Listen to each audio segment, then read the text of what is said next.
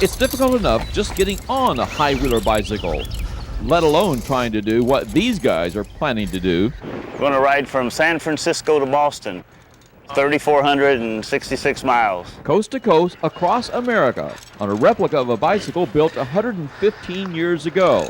Back in 1884, a guy named Thomas Stevens was the first to ride across America on a high-wheeler. Since 1884, there's been about 22 people that's done this on a high-wheel bicycle. So now James Allen and Rick Stump will try to become the 23rd and 24th high-wheel riders to pedal the distance. It won't be easy. Yeah, it'll be tough. It's a hard trip at the goals we're setting for ourselves, because we're setting a pretty rough schedule that we'd like to get done in 30 to 33 days, and that's a tough ride.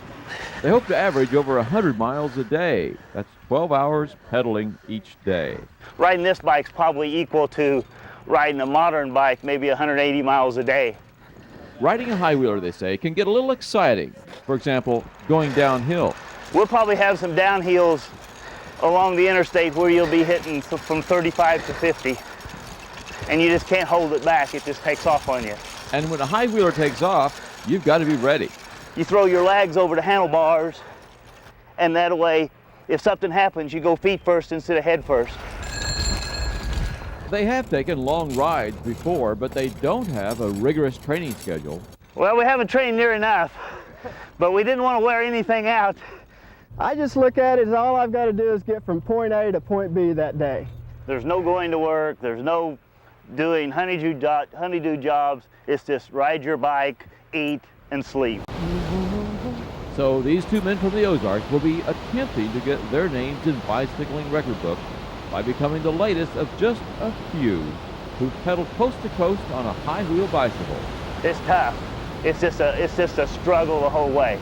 You just grit your teeth and grind it out. I think it's just the willpower that you want to keep on doing it regardless of the situation. Whether it's the hills, the bad weather, whatever it is, that you just want to keep on going regardless.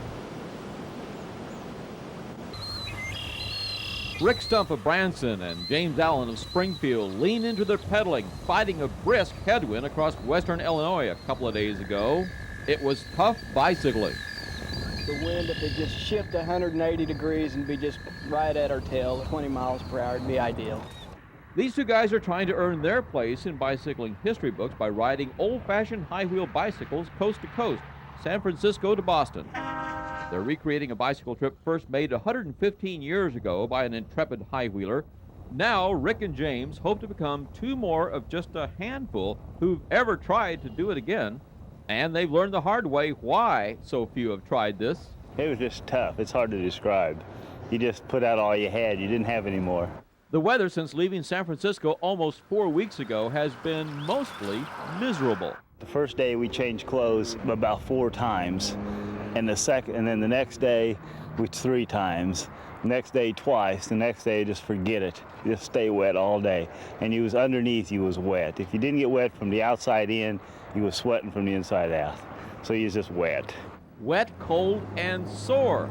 Rick's ankle got so bad he had to drop out a few days across Iowa. The pain and the fact that I was holding James back and a combination of everything, and it was getting me down. That and the cold weather and the winds. Just make sure they have water. Rick's wife, Darla, keeps track of their progress and stops every 10 miles or so they can stoke up. The flag's not a good sign when it blows that away, and we're trying to go that away. That means the air is in our hair. But they press on ever eastward, pedaling awkward old high-wheel bicycles along the back roads of America. Get that wind to change direction, and might even make it in a day early. I doubt it. It's wishful thinking.